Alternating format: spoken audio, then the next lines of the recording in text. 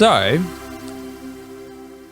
I might have been able to recover a bad quality of the audio from what just happened there, but my recorder stopped recording and I didn't notice for a little while. But we were having a very good conversation about age. Yeah. Do you have it in you to start the whole episode again? No. Okay. Fair enough. Absolutely not.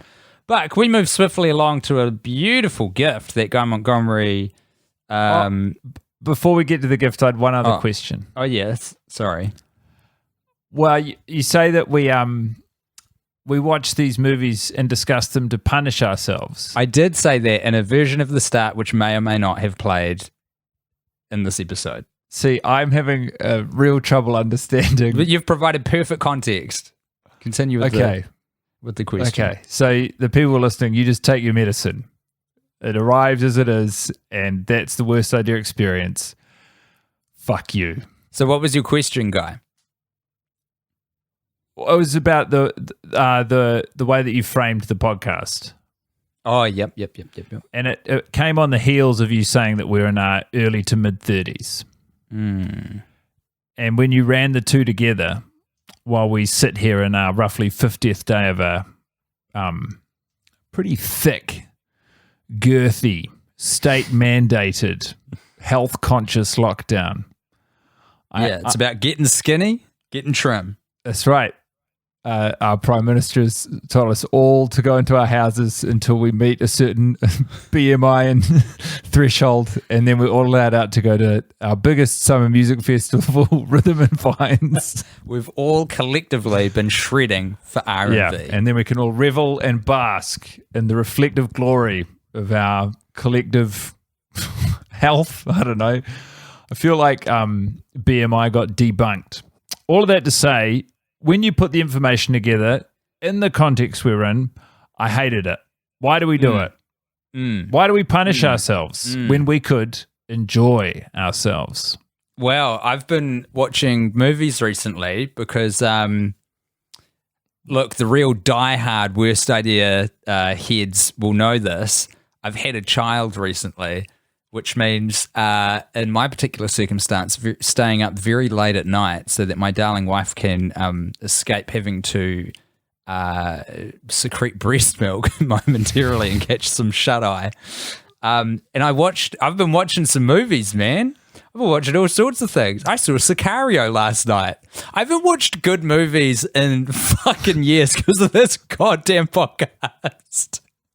And I finally feel like I've got this like opportunity where I've got to be awake and I don't have enough like mental resource to be doing work during that time, but I've got to kind of keep an eye on a thing. And putting a movie on is so perfect for that.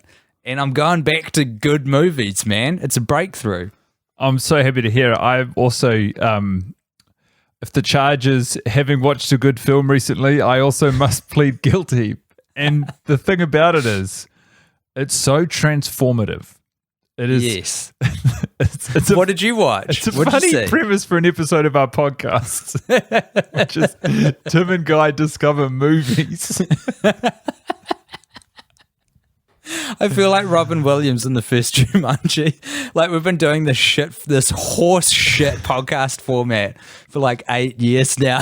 We watch a good movie again and we're like, what year is it? Oh man. Most recently I watched a film called The Kid Detective, which is like a 2020 movie starring Adam Brody. Brody. He was Seth Cohen in the OC, and he sort of had Adrian Brody with a moustache on who choked when he had to come up with a fake stage name. Almost, and it was enjoyable. Like I loved it.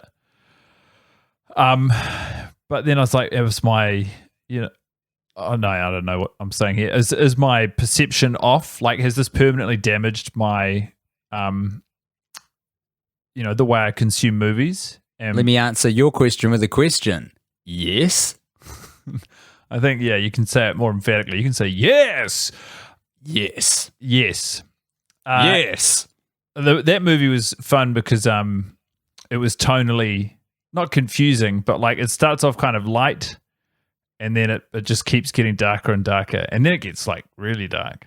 Oh, wait. I know. A little rabbit hole of a film. A little rabbit hole of a film. Speaking of little rabbit holes of films, Guy and I today, well, I'm not sure when Guy watched it. I watched it earlier today. We watched it asynchronously. We watched it at different times. We watched it at different times. But before we get to that, actually, shout out to our sponsor, a gift Guy gave me. He spirited this to my doorstep. I did. It is a delicious 8% alcohol beer made by the good folk in Wellington who go by the name Garage Project. They have not paid for this mention because I think alcohol advertising is illegal in New Zealand in certain circumstances. I don't. What are the rules? There's some weird shit. Well, maybe it's just you can't do giveaways, actually. Maybe that's the only thing. They definitely have ads on TV, radio, and print media. Sports fields. Yeah, like Little League. KFC. They can't appear on bespoke podcasts. This is called Sunrise Valley Hazy IPA. It's an opaque beer, and it drinks like a juice, and by the end of a can of it, you feel like you've had 2 beers. That's because, Guy, a combination of the high alcoholic content of 8% plus the fact that these are tall boys. How many mils are these suckers? I was thinking tall boys 440. This is 440. There's 440. We get a princely total of 2.8 standard drinks. My God. When you get to the bottom of this ruthless bastard. And how do you enjoy that beer, Tim? Because traditionally I don't think of you as you'll venture out of the your lagers and your pilsners, but I don't think of you as an especially adventurous beer drinker. First of all, fuck you, and secondly, I don't mind a hazy IPA. I think everybody drinks them now, right? It's like the only beer that exists in New Zealand. This one's quite sweet, though. I think it's almost too sweet for like a big tall boy version. Too juicy. Yeah, I'm into it though. Don't get me wrong. I appreciate the gift and it's a tasty beverage, but it's almost a honey kind of a taste. And when you get to that 440th mil, you're like, whoa, probably overdid it there. See, I dropped around this beer because as we've previously, because you care about me. I care about you. Friend. I care about you, and also selfishly, I care about myself. And it is selfish to care about oneself. And it's important that everyone knows that. Self-care is entitlement manifest. And I have no time for it, except when it applies to me, in which case it's very important. I thought it would be nice amongst the drudgery of pouring the sort of ceaseless avalanche of pornography down our gullets. I thought, what if Tim and I met up at a time, drank the same beer together, so we arrived at a similar frame of mind, not necessarily in thought, but in impairment, and we just laid back, shot the shit. Yeah, Should brother. we talk a little porn, but just like, hey, did we watch an adult film today? Yeah. May have crossed the radar. No big deal. But I just thought it'd be a nice, like, relaxed atmosphere in which we could catch up and spend some quality time, because I'm missing my friends. I would drop kick a Kiwi to go to a bar right now. They're endangered. They're our national bird. I would pick it up like I was Andrew Mehrtens. Yeah. And just fucking drop that sucker for 2 hours at the pub with my mates. Crazy you should mention Andrew Mehrtens. I was on his Wikipedia page last night. Why? I was trying to find out if he had kids. Why? I mean, the natural next question is why? He was like my boyhood hero growing up. This is for internationalists. This is a rugby union player, one of our nation's greats. He was 10 fly half or first five, which is like sort of equivalent of the quarterback, I suppose. It's a very pivotal position. Some people call that position the pivot. And anyway, I loved him. And then he was always really funny and cheeky. And he's got a few iconic moments on and off the pitch. And then now he's showing up. He's doing a lot of like sort of rugby opinion. He lives in Sydney and he like writes for the Sydney Morning Herald, and he's showing up in the commentary box. And I'm sort of like, this guy, Where's this guy? I love this guy. I need this guy in my life. He had a TV appearance sort of 3-4 years ago where he was like visibly fucking hammered. That's possible. That's not outside of his wheelhouse.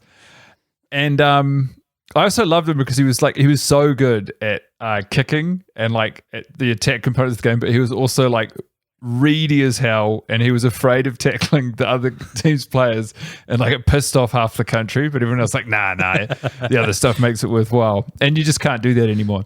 Anyway, and I was like, God damn, he keeps showing up. I know he lives in Sydney. I think he works in finance. I don't know anything about his personal life. Not that I, by rights, should. No. Once you join the All Blacks, you have to be an open book for the rest of your life. And so, you're subject to Official Information Act requests when you join the AB. And so what are you going to do? You're going to fucking land on Google and you're going to look up Andrew Mehrtens. You're going to hit his Wikipedia page. There's no personal life sub-paragraph section. So then you're going to punch into a separate tab, does Andrew Mehrtens have children? And then you're going to find...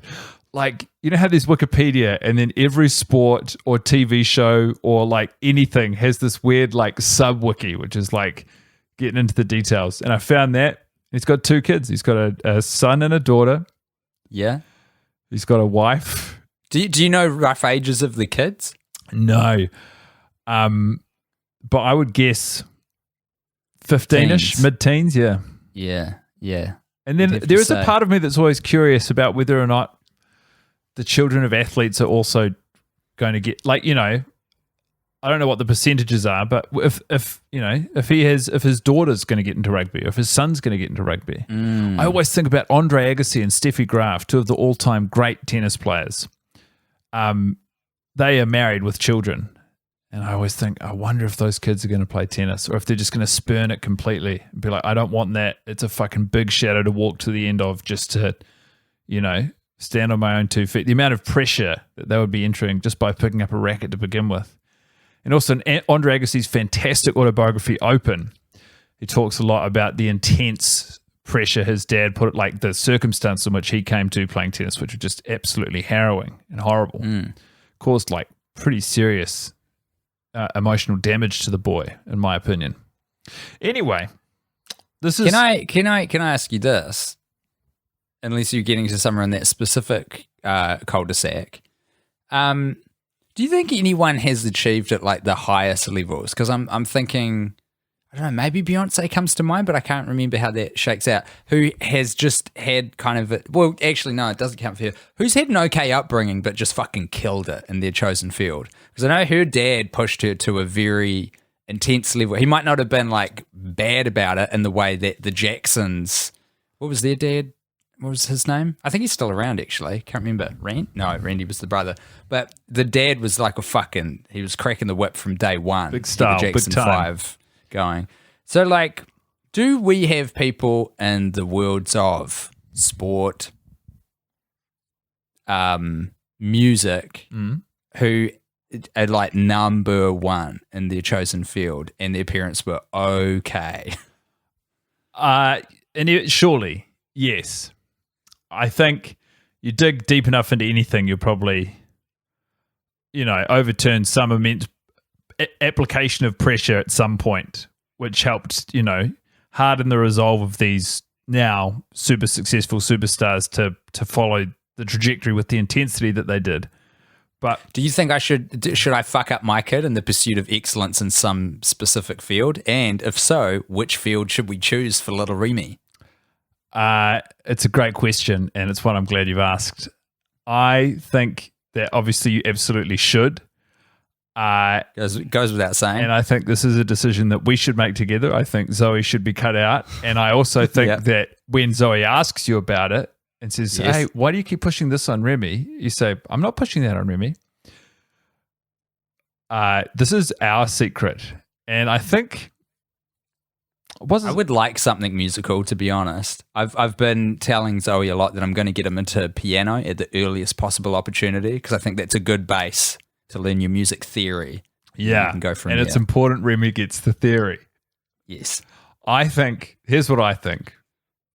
I love the music angle. I think that you get Remy into music theory exclusively.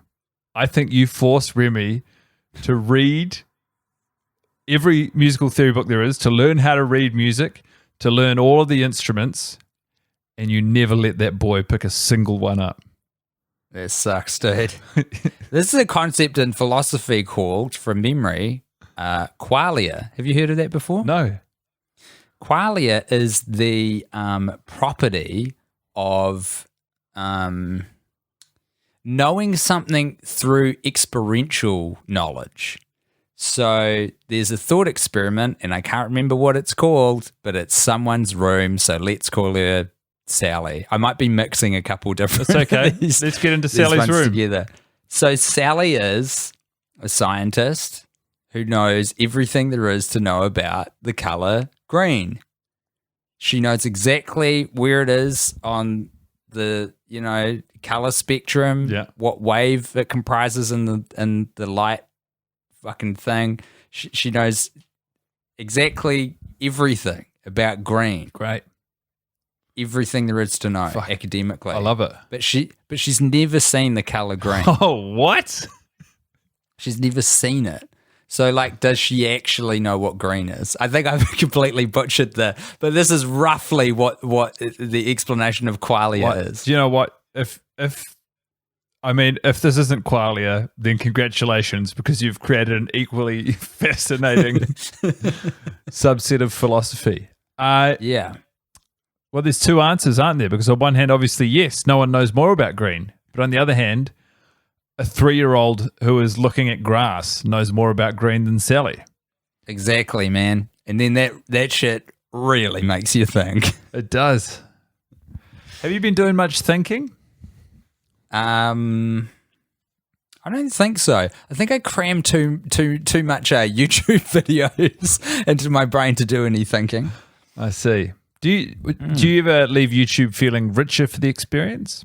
I literally almost always do, yes. That sounds like learning, at least. Yeah, it's because I am. That's mainly what I use YouTube for. Who's choosing your videos? Is it Tim or the algorithm? It's I think I've almost trained the algorithm to the point now where it is serving me up shit. Algorithm. Yes, a Timgorithm. Mine was better. Doesn't quite work. Yeah, it was. And it wasn't very good. How about you? You just click on there. I remember when that change happened, and it is outrageous to think that we've normalized it, and very terrifying that it changed from a search engine. It was like, guys, everyone's putting videos up on this thing, so you just type something in that you want to see, and it will come up. You want to see a guy get hit by a car, but just in a comical way where he gets up and he's fine?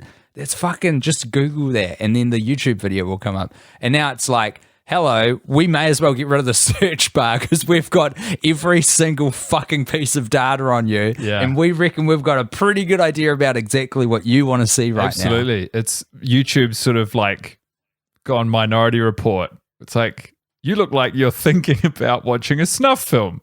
What if we gave you one now? The true crime of that, right, is I think the algorithm is incredibly geared towards giving you recent videos. But YouTube's been around for about 15 years now. There's a lot of stuff that's older than 2 weeks on there that no one will ever see now. Well, it gives and it takes, doesn't it? Because anyone can the beauty of it is it's your tube. Anyone can put a video up there. That doesn't mean anyone's going to fucking watch it. It's true. I think I actually saw once, I looked over your shoulder and the rhythm. See, it doesn't quite work. The algo doesn't really sound right. Algorithm, that's what it is. Algorithm, I like that. It sounds like an algorithm for algae, though. For your YouTube page was just absolutely lousy with sports highlights. Yeah, I think wall to wall. I'm a simple man. And the big lockdown last year, I think I've spoken about this before, I was actually quite proud. This was when the entire world was shut down. And so to distract my pathetic little excuse for a brain from the state of events, I was watching historical sports events that I didn't know the outcomes of. I was watching, I was watching the 10K from the, 1992 Olympics.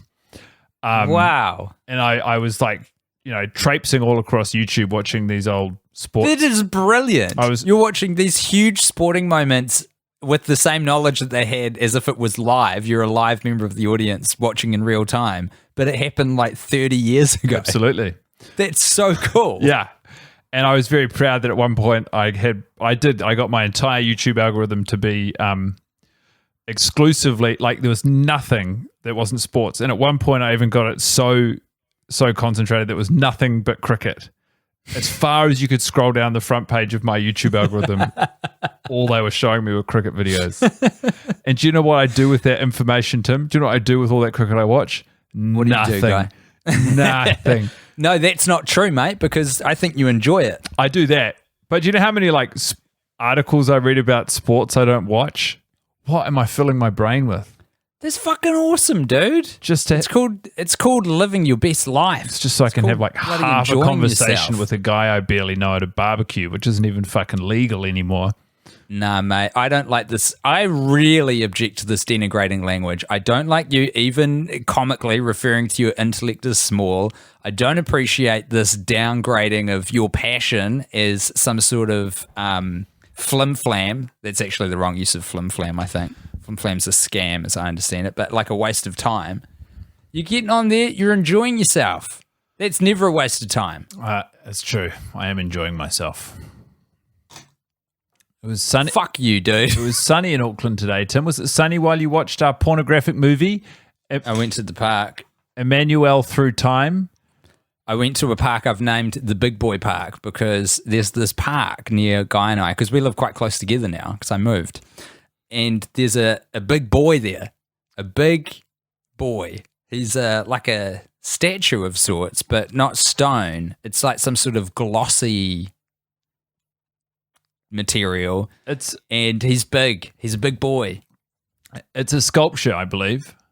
Yeah, that's the word I was looking for. Unless they've frozen and cast a very big boy. It could be. Huge boy, though. How tall do you reckon that boy is? Is he like 2.5 meters? 2.5? You're out of your fucking mind. He's like 10. No, meters. Yeah, he's like 10 meters tall. No, he's not. Are you talking about the... Well, he's not 2.5. He's taller than 2.5. Are you talking about the guy on the corner of Dominion and Balmoral? Yeah. Yeah, man. Yeah. He's not 10. Guy, like 4. A person is 2 meters tall. Yeah, you're right. Normal, but it's like 4. He's 4 meters. Taller than 2 people. He's at least 6 meters. No, I don't think he wouldn't make 6. I don't know how we find this out. We will find it out, and we'll both pick a number. Yeah, sick as. Well, I mean, look, I said 2.5 originally, and it was stupid. And I said and you 10, called me on it correctly. Our most extreme guesses were 2.5 and 10. Honestly, I reckon 4. Hand on heart. So, okay, and I disagree, and I'm going to find it out for you. But before we do that, you get to pick a secondary number. So yours 6. No, if it's not 10, it's 8. Okay. Sorry. Are you doing the research or am I? Not me, that's for sure. Okay, well, I was going to say it was a very beautiful day, and I was going to ask if it was sunny while you watched your porn, but then you were saying you went to the park with the big boy. So continue. Oh, no. Guy? I'm here. Oh, sorry. I changed out of the window and it delayed for a second. I'm just basically trying to put off talking about the movie for as long as humanly possible. I want to get a new record on the board for how long it takes for us to get to the film. Well, you went to the big boy park, and do you know how tall the big boy is? How tall? Okay, first of all, guess the name of the sculpture. Big boy. Close. The word boy is in the sculpture. It's called boy walk. Massive. It's called boy walking. Okay. And the boy is 5.6 meters tall. Congratulations, Tim. You should have gone to 6. No. I think even though you had the more accurate secondary guess, I think that the initial instincts, they speak volumes. 5.6 meters is such it's a terrifying height because he's been built in a hyper-realistic fashion. So you get there and you're like, this looks like a real boy. It's not so big that it's like a theme park style thing where kind of all I can see in my field of vision is the leg, and then I look up and there's a head up there. So I can see this whole boy, but this boy would fucking waste me if he wanted to. Easily. Kick me he could aside. just break the shackles of being fixed to the ground where he is, and that glossy big boy could take a stride towards Tim Bat. Might I ask, it's quite scary. When you went to the park, were you with child, without child? We went as a team. Dog, baby, wife, husband. Holy shit. All there. The whole unit. A picture of domestic bliss. And was it a blissful experience? It was, apart from the fact that we seem to be the only ones who respect wearing masks. That is the case across all of Auckland. But at any rate, we won't dwell on that. Is it time, dear Guy, dear co-host, to finally lay bare our thoughts and experiences of this film? No, because according to my recorder, we've been discussing anything else for 29 minutes. And if we didn't broach the 30th minute, I would be disappointed in both of us. Righto. Hey, well, how was your happy birthday? Let me take this opportunity to say happy birthday for 3 days ago. Thank you. Yeah, I am officially in my early to mid 30s still. I turned 33 and I had a fantastic day, carefully and lovingly curated by Chelsea. It was a day of much merriment and celebration. I felt loved. It was the most I've embraced a birthday in a long time. I think there's something to be said for having a birthday in the midst of a lockdown. I usually sort of instinctively downplay my birthday. I think this is just another day. But to break up the monotony of a lockdown, I was sort of like, that's my birthday. And that's going to be my fucking birthday. You know, I made it as decadent as I could, which that rules. And now I feel bad for not getting you a present on the day, but it sounds like you had a fantastic day. Dude, don't sweat it at all. I had an incredible day. I'm going to get you something cool though.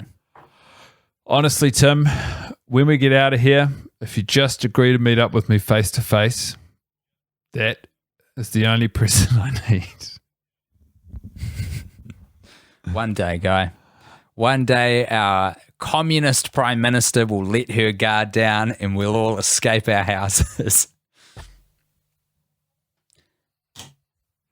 Emmanuelle Through Time. Mm-hmm. Emmanuelle's supernatural sexual activity.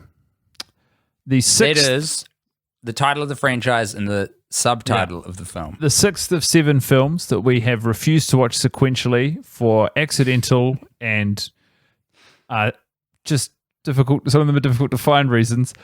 It's actually a gross disservice to this movie that we have taken 30 minutes to round the corner and start discussing it, because this was undeniably my favorite of the series so far. They found a theme and they ran with it, and they fulfilled all of the tropes quite accurately. Like, it was cohesive pretty much from start to finish. The entire thing made sense, and there was a lot of fun and games in there. And also, possibly the raunchiest of all the Emmanuelle Through Times as well. Yes, Queen. It was, I mean, the premise is and remains comical, like laughable even, but then like a dog with a bone, the sort of seriousness and the proper way in which they address it meant that they really did a credit to sort of like supernatural. Is it science fiction? Not really, but like, thrillers. Yeah, like supernatural. It was, what are they called? Sort of. They're not horror movies. Supernatural films. They laid out the rules of the astral plane that this movie was set in pretty clearly at the top, and they abided them. Look, can I enter into a blow by blow for the plot? Is that okay? Is that acceptable? Because can I say this? I 100% agree with you. This movie fucking rocked. Like, undeniably the best of the series. Really, top 5 of all the Emmanuelles we've seen, I think. High praise. Top 5, definitely, I'd say. There's probably an Emmanuelle in space. My memory's not good enough to like rank them on the fly or remember any of them in particular. I think the first Emmanuelle in space was outstanding. Yeah, true that. So there's going to be some others that might not allow it into the top 3 position, but it's very close. This was really good. So we're on the blimp, the Emmanuelle.tv broadcast blimp. There's a storm. So the storm is so severe and so bad that they are grasping at straws to figure out how to get through this. They go, someone floats the idea, we got to do one of those wormhole world hopping things that we do sometimes. A little bit of apprehension among the crew because this is a dangerous maneuver to do in such a huge storm. They do it anyway to generate this amount of energy. As we've laid out in previous episodes, you got to juice that fuck generator up something fierce. Basically, the only way this blimp will survive is if these scientists can become horny enough and perform with enough sexual stamina to fuck their way through it. There's only one way out of this storm. My dick and your vagina. That's right.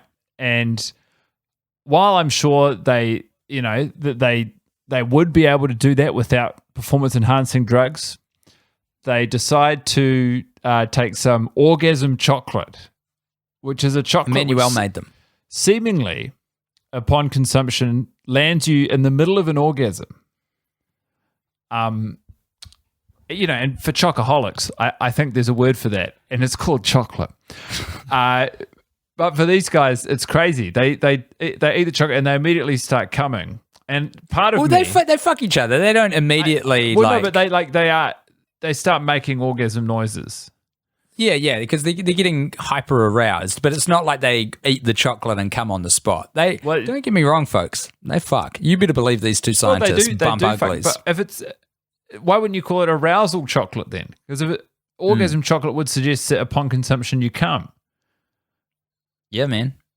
Yep, I'm with you. I don't even remember them calling it orgasm chocolate. I remember them describing it as Emmanuelle's special chocolate. It's not just used. They do call it that because it's not just used. Orgasm chocolate doesn't just appear at the start of the film. It's sort of Chekhov's orgasm chocolate because it's reintroduced later. Yes, that's what that means. So we're dwelling on the first 10 minutes of the film, but we've got a redhead who's then having sex with a guy in her dream. Oh wait, so they enter the wormhole.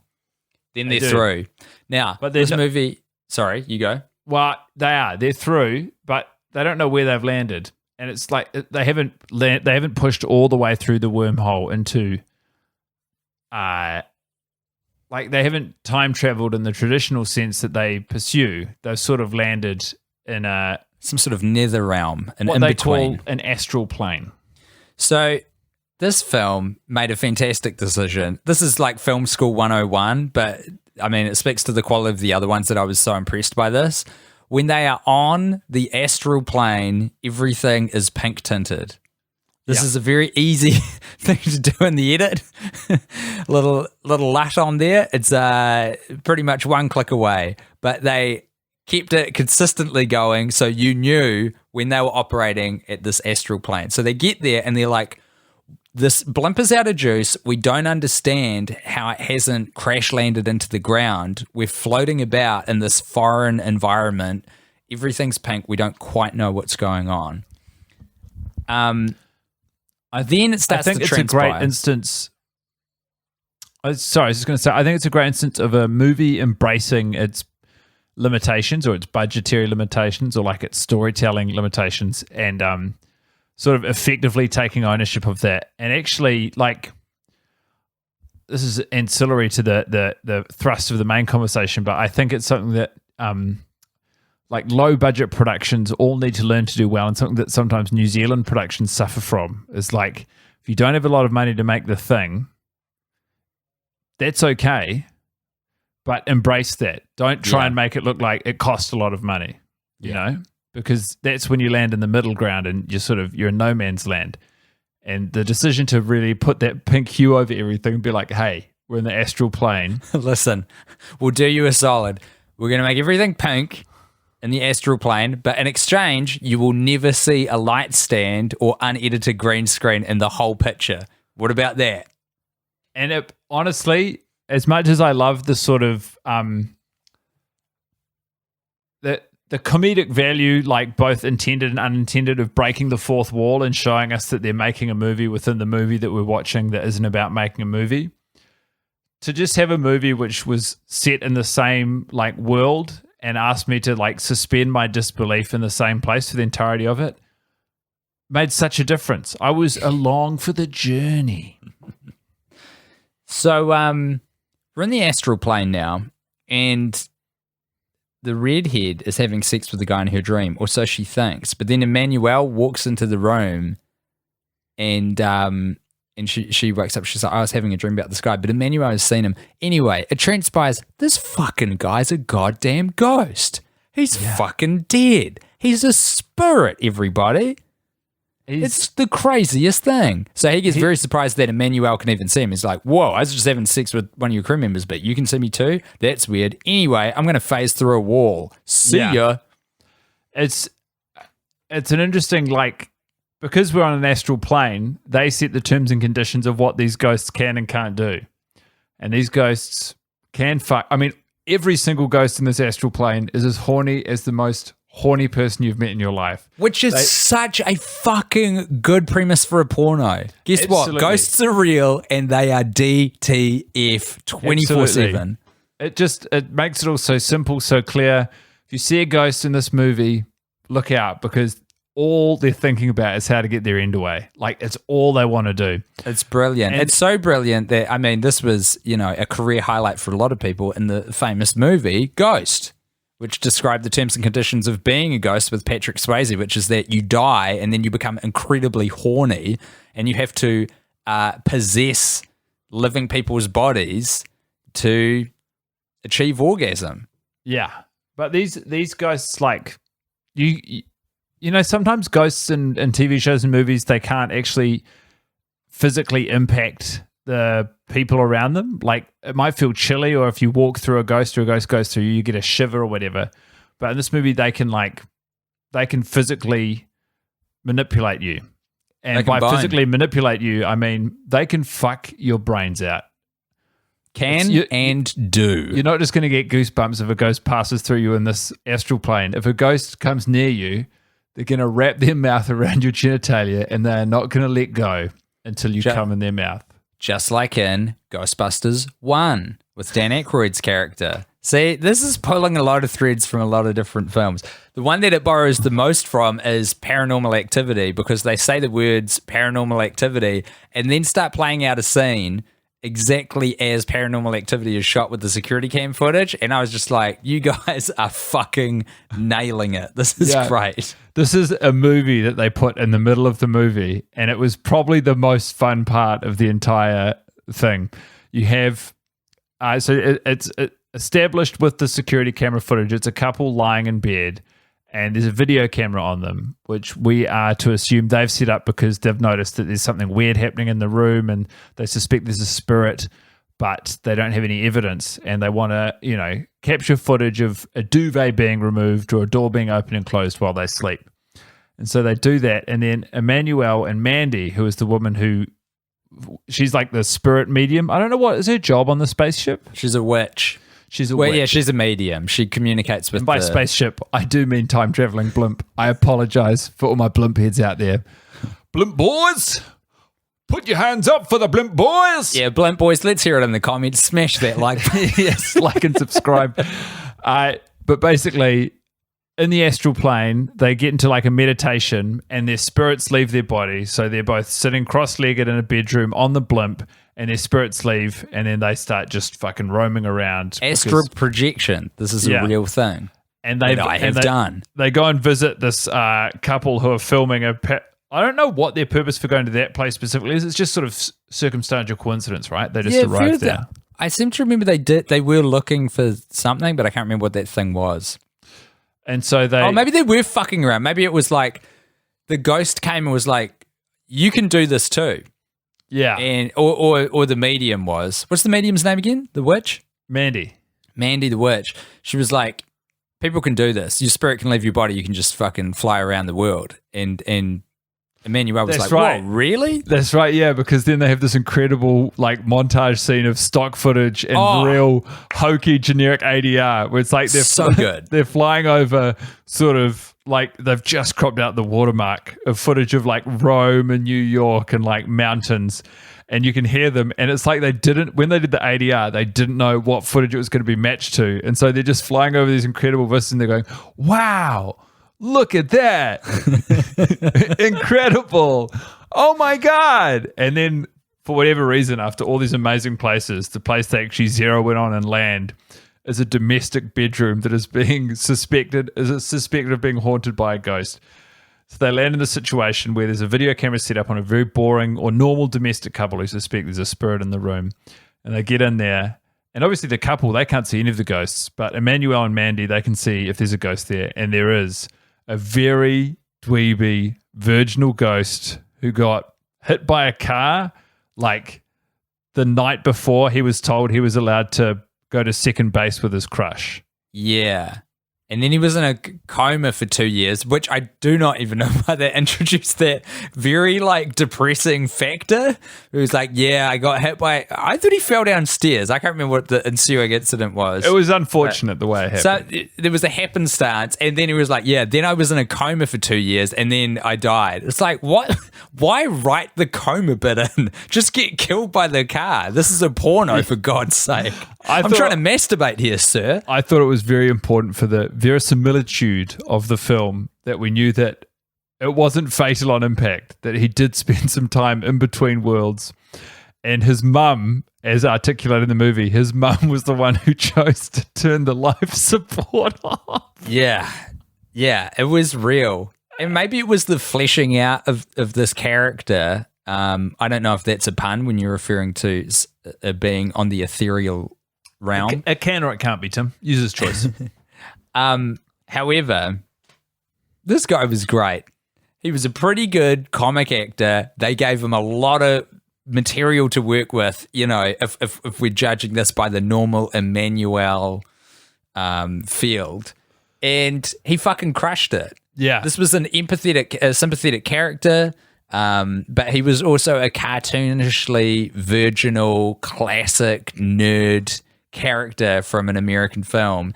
And so he was on a quest to basically get his cherry popped so that he could, fulfill his unfinished business. So the domestic couple, the man and the woman who were filming themselves sleeping because they suspected there was a spirit in the house, that woman was his crush. And he would not rest until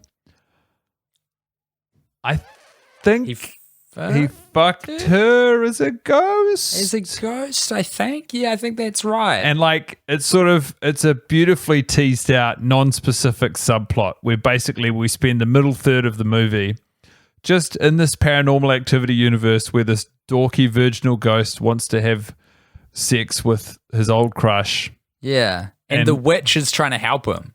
And Emmanuelle, to an extent. And the woman that has the guy, not the woman, the man, sorry, her partner, the guy that the guy who's in the domestic couple who filmed themselves sleeping, is just like he's the dregs of society. He's a dropkick.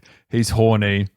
He's a bona fide piece of shit, and he kind of gets what's coming to him, which is his partner gets absolutely obliterated to orgasm by ghosts. And he kind of just idly lies by and watches it happen. Now, everything we've said so far sort of looks and smells like a normal Emmanuelle movie, albeit one that's on the higher caliber side of the whole gamut that we've watched across the last 40-odd films. Aye. Here is the twist that elevates this movie above 95% of all the other films in this franchise donned with the title Emmanuelle. While the blimp witch and Emmanuelle have astrally projected their spirits to go visiting the suburban scene and help out this virgin ghost, another different horny ghost from the ethereal plane that the blimp is currently existing on finds their bodies and takes Emmanuelle's, because it is currently unoccupied. She's sitting there in a trance, empty state, cross-legged on the floor, takes her body, pisses off, leaves the room, and starts boning every member of her crew on the blimp. Brilliant. A breathtakingly choice piece of writing. Yes. And for for a franchise that is built around this character of Emmanuelle, who is this overwhelmingly sexual and alluring figure in the world of the films, and this Emmanuelle Through Time series, she's almost been a narrative vessel who facilitates basically pornographic parody or satire of different genres, and other characters are sort of having sex around her. There was something deeply satisfying about being putting a ghost in the machine, essentially, and being how are we going to get Emmanuelle to be the focal point of this film? We're going to put a ghost in her body, and she's going to walk around this blimp, and she's just going to try and fuck anything that moves. Yeah, she has sex with Renee. She has sex with Jack. She tries to have sex with Colonel Sanders, and he won't have any of it because he's a military man, and he has his head's on a swivel. Yeah, she tries to seduce him in his office, and he's like, not happening. Not happening, sweetheart. Also, another thing to remember is there are ghosts coming in and out of people's bodies. So this ghost gets total control over Emmanuelle's bodies, but there are ghosts who also just occupy a body momentarily for as long as it takes them to have sex with the nearest person and then finish. And it means that we get to see a lot of the actors in this movie do body swap sort of Freaky Friday style performances, where it's Renee all of a sudden is not Renee as we know her, but she's some horny ghost, which is, I admit it's not a million miles away from the character of Renee ordinarily. No, but here's what makes it fun. Now she's horny and she has an Eastern European accent. And can I say, fucking crushed it. Hell yeah. Yeah, I can hear that. What's going on? Is that me? No. It's this sort of... is it the... I know what's happening. Those people guys outside your door? No, outside my door. Well, they're outside the house. These people who put those speakers, they put megaphones underneath their cars, and then they play 10 seconds of what I assume is TikTok music. It's now this is the real turning point of us being 100 years old. I did this is going to make me sound 120. I watched half of a documentary about this subculture on Remy News recently, and it fucking rules. These dudes do their own DIY sound systems up and just mount a speaker on a car or a bicycle and attach it to a whole power supply and figure the fucking thing out, and then just play. It depends who it is, but often just the most obnoxious 12 seconds of music through a suburb in the middle of the night. And it rolls. Dude, and they have big battles. And we're close to each other. I don't know if you're getting it up on your end, the Sandringham end of the neighborhood. Nah, we're in a quiet we are in the crosshairs of the subculture. Oh, dude. I'm a great sleeper. I kind of love it. It is. It's moderately annoying, but it's also it's kind of cool. That was honestly, I'm wearing noise cancelling headphones. That was the best sound system I've heard so far. I got a fright when they came through loud and clear for me, man. That's fucking nuts. I don't know if it'll get picked up so well on the microphone that guys got. It didn't look like it was reading. Maybe a whisper.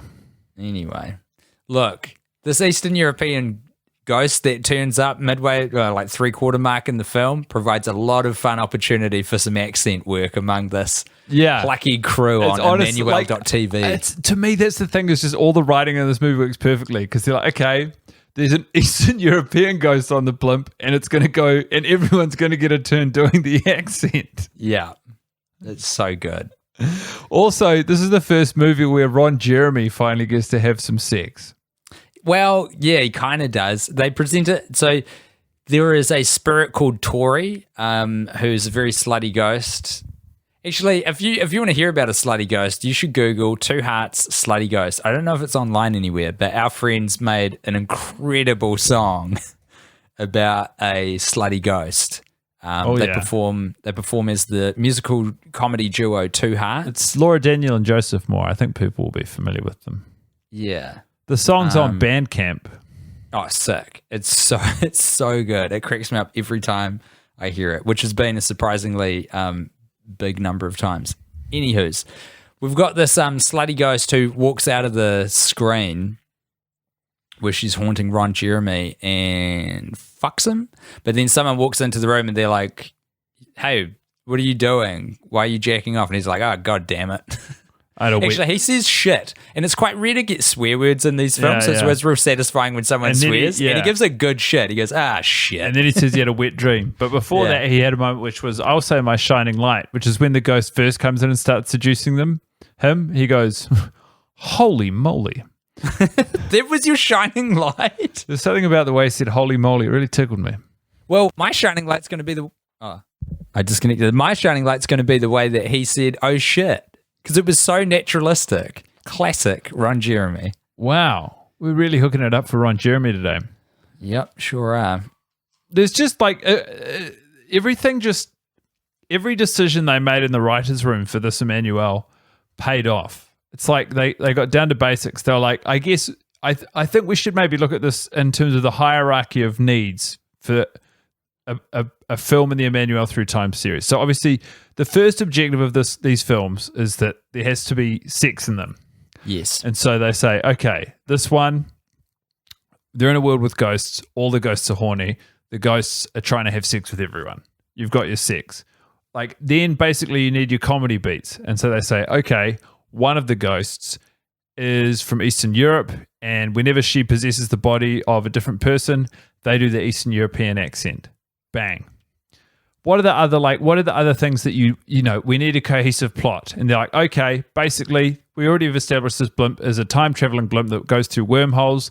When it goes through this wormhole, it gets trapped on the astral plane.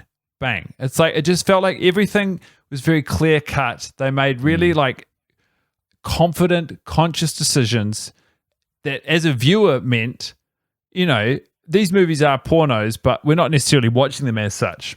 I have not tried masturbating to a single one of these movies, which frankly probably makes my opinion irrelevant. Well, it depends on the audience listening to these reviews, I guess. If you are looking for the most masturbatable Emmanuelle film, then I'm so sorry to say you've probably come to the wrong place. Yeah. And honestly, I'd probably send you back to the 1970s. Now, I would like to commend this film, sort of just picking up on what Guy's talking about here a little bit, taking the ball and running with it in a slightly diagonal situation.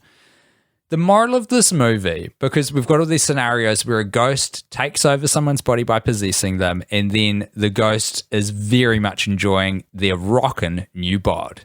And so there's two morals of the story. Number one, ghosts are real and they're fucking horny. Number two, we're all fucking hot. But sometimes you've got to get outside your own perspective, your own body, to appreciate just how goddamn sexy you are. Absolutely. It's kind of like that saying, a change is as good as a holiday. It's like you're probably hotter, way hotter than you think, and you just don't appreciate how hot you are because you are with yourself all the time. But everyone else just sees you briefly and they're like, that person is fucking hot. Yeah. It's like looking at your body from another person's body. Yeah, you nailed it, Guy. Is sexy. I don't know if we've got any time for guests, but this would probably be about when I would expect them to turn up if they were gonna. Oops. What? Oh, God, I've dropped something. Oh, it appears you've dropped something. Allow me to help you pick it up. Is that George Lazenby? The one and only. George, how the fuck are you? Pretty fucking good. At the time of record, we've just had a new James Bond movie come out, at least in the UK. I saw it. Did you? Yeah, I went to the cinema. What did you think, George? Could use more Lazenby. That's been your critique of a lot of these James Bonds since the 70s. Yes, naturally, but I thought it was a noble farewell to Daniel, who is, he's a very sexy man. Oh, you got the sweets for old Daniel Craig, eh? Big style, big time. Lovely stuff. Actually, Guy Montgomery, who's here, who's the co-host of this podcast, George. We were recently on your well, sort of not your website, but your agent's website, and saw that we didn't realize that you had merchandise, which is pretty cool from your outing as Bond. You got to have merch. You don't have to have merch. That's the interesting thing about you actually don't, because you do, so Roger Moore, Sean Connery, Pierce Brosnan. Who am I missing here? Daniel Craig. None of those guys have Bond merch, but interestingly, Dalton's got merch. Timothy Dalton. I don't know if he does. He's got merch. Look it up. He's definitely got merch. Oh, he's got merch. Big style. Is that where you took a leaf out of Timothy Dalton's book? He took it from mine, and I sued him because it was. Oh, really? It was my idea to have merch. And so you're suing people not on infringing on the trademark of James Bond, but infringing on the trademark of being James Bond and then doing merch. Oh, it's not just Bond. I've got lawsuits with everyone who has licensed merchandise for any intellectual property anywhere in the world. Wow. I don't know what conversation you had with your representation, but you did not come up with the idea of merchandise. Well, you wouldn't believe my luck, but it turns out my manager's also a lawyer. So they're taking care of all that. And it's cheap. Is it? Yeah. I just had to pay up front. I had to pay $50,000 US. I see. That's not generally. It's called a retainer. Yeah. And then every hour they work, it's $1,000. And they're working around the clock. And I'm going to get a lot of the money back. It's not how managers and agents generally structure their fees. Guy and I actually, we were having a chat about it, and we probably could have guessed that your representative was on the more economical side of things, having viewed the website. Well, it's not economical for me, I can tell you. I'm in ruins. Well, yeah, that's because you've got, instead of a good agent, you've got a shoddy lawyer as an agent. No. They were an agent first, lawyer second. Okay. Anyway, Right. they assure me that as soon as some of these cases start coming through, we're going to be rolling in dough.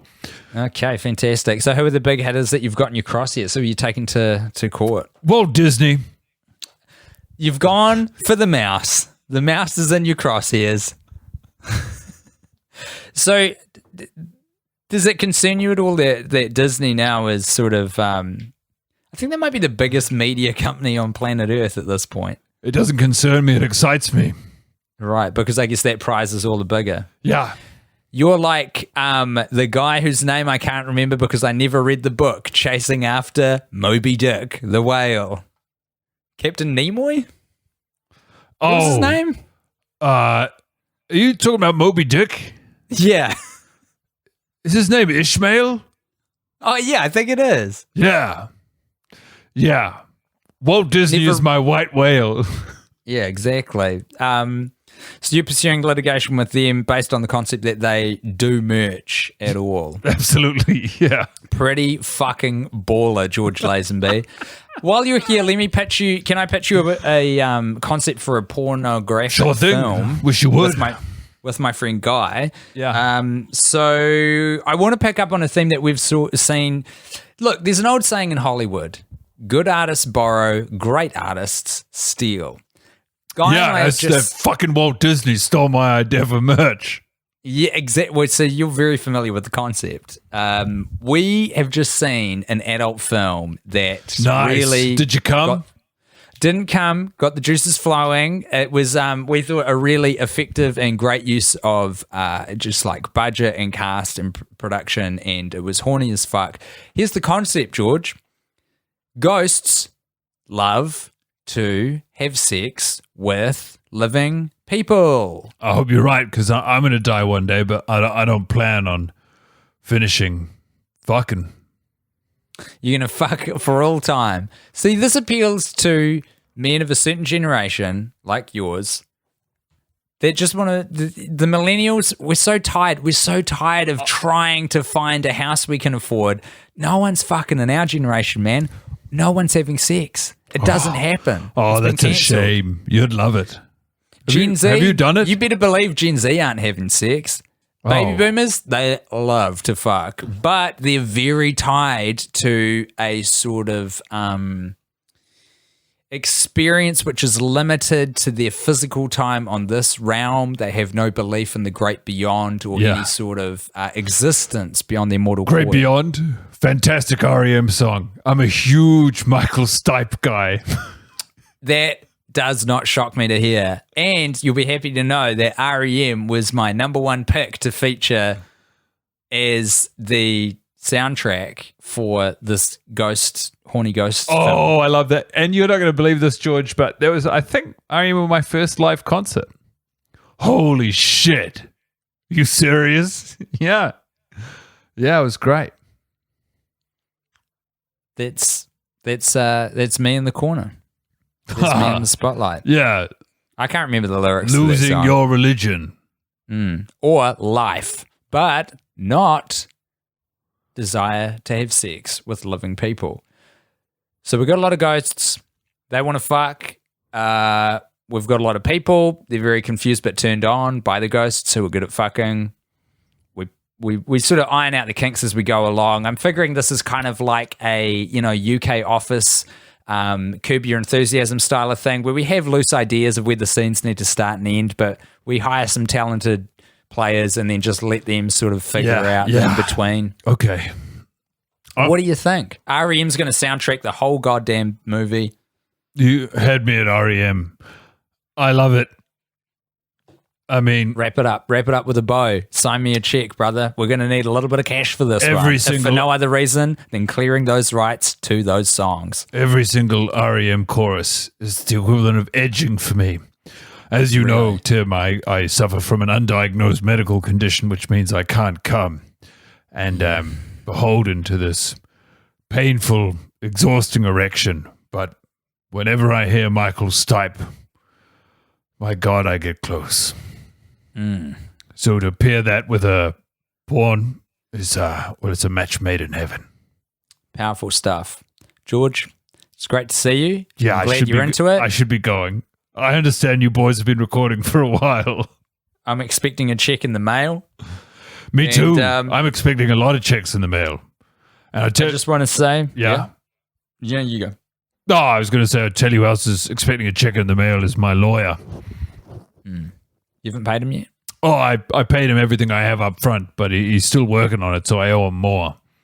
Well, listen, brother, maybe if you sell enough T-shirts of that one time that you were Bond and you sort of capitalizing on that fact. I do masks too. You do COVID masks? Yeah, I'm a big pro-vax guy. Get vaccinated. Oh, shit, what a niche market to try and tap into. I see a lot of people making a lot of money on the anti-vax market, but you're going pro-vax? Yeah, I'm super pro-vax. I don't know if there's a lot of cash in that, to be honest, George. Well, there should be. Yeah, I agree. I totally agree. You and me both, huh? All right, mate. See you later. I'm going to go and get vaccinated for the 15th time. Cool, man. Bye. Okay. I'll go now. Shall I go? Guy, can you maybe see George? Yeah, you can go. Okay, I'm leaving. Bye. Okay. Still here. Jesus, isn't no. I think actually, I think you're gone. Okay. I think you're gone. I think I see another guy who's just like coming in the back door, but you left out the front door. I don't know if that guy's coming in. I think he is. I think I see him. I think I see him really knocking on the door right now. Boner Inspector! Hello. Oh, g'day. Hey, Boner Inspector. How the fuck are you? Well, I'm pretty good. Just out working the beat. Hoping to catch someone beating their meat. Okay. But before they come, because what I want to see is a boner. I don't want to see it. I don't want turgid time. I don't want to see anyone after they've come. I know. In fact, nothing fills me with more shame than seeing a semi-erect penis on the way down. God. Is that too visceral? No, I just feel sorry for you. Yes, I know. I feel bad about your situation in life. Well, it's not what I asked for, but it's what I got. And it's my lot. We have to play with the hand that we're dealt, I guess, don't we? We do. Now, let me riddle you this. Did your cock get hard during the film? Boner Inspector, I hate to disappoint you again for like the 30 whatever 7th, 8th time. But it didn't. But can I say this? I feel like this is the kind of movie where it could have. Like, if I was sort of watching for leisure rather than like a forced thing where I was taking some notes and I didn't particularly want to be there. It was a bright sunny day. I was watching a porno in the middle of a Saturday. You know, I feel like under the right circumstances, this is a great adult movie. There was a lot of very horny scenes. It's kind of something for everyone. Writing it all down is good to know. What about you, Montgomery? Whimper of an erection. The suggestion of a stiffy. The beginnings of a boner. Yeah, probably maybe the beginnings, but nothing more. Like Tim said, it was not an unarousing film, but honestly, and this is not meant to disrespect you or the hard work you're doing. Hard? Well, the aspirationally hard work you're doing. But No. It was a double entendre. Yeah, okay. Because it's a boner. Oh, yes. That he's inspecting. We got it, Tim. I just think at this point, like, and look, we got, I think, 3 more films to go. So never say never, and you never forgive yourself if you stop showing up and all of a sudden we got a boner. But like, we are not watching these the way that they're meant to be watched, and that highly decreases the chances of a boner. I appreciate your honesty, albeit the 30-odd films down the line, but you know, I hear you and I respect you. You know, we've all got our tools to hold and our jobs to pin down, and for me, that's trying to find a boner, and for you, that's watching a porno while it would seem stoically never even approaching a boner. What's a boy, or in this case, 3 men, to do? Perhaps we could try and give each other a boner right now?